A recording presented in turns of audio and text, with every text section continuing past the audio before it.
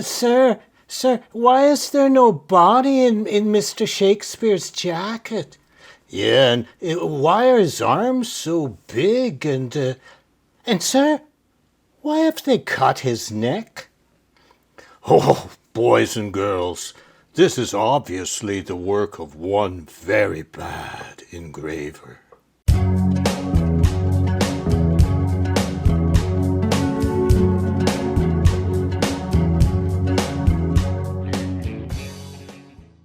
Hello and welcome to my channel.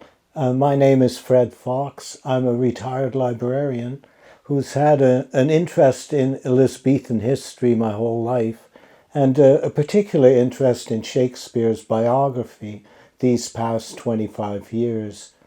Over the course, I've learned a few things that have put me at odds with my teachers, and so that is the reason for this series. Today, we're looking at Shakespeare's first folio, which was first published in 1623. This year marks the 400th anniversary of that publication. And last time we had a look at the name Shakespeare and learned a few interesting things about that name.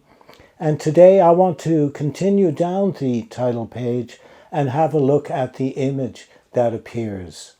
There's been enough harsh criticism of this image to fill a set of encyclopedia. Often when our schoolmasters become perplexed by a matter, they declare it to be bad.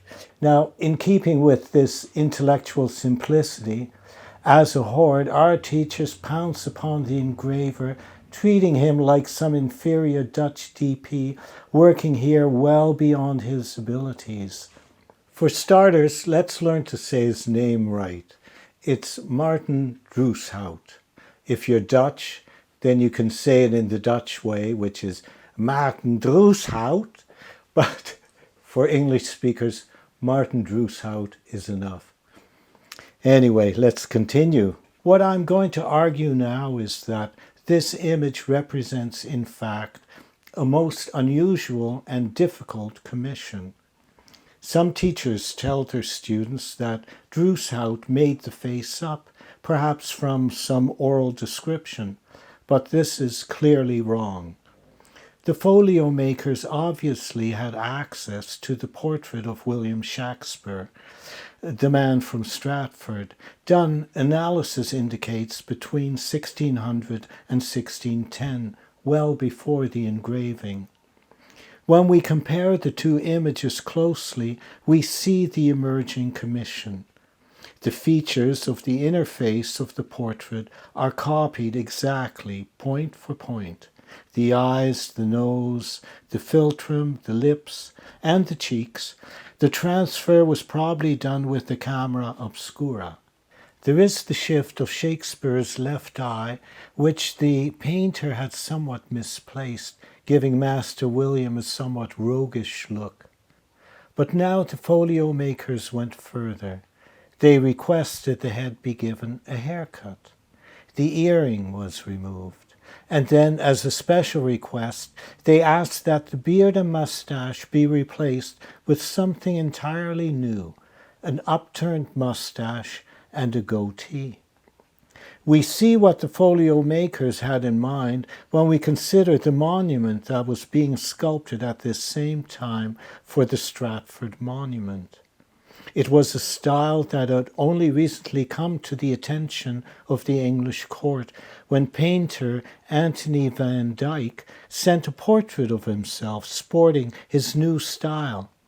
It caused a sensation. In fact, it had the same impact as the Beatles with their mop tops had on people of the early 1960s.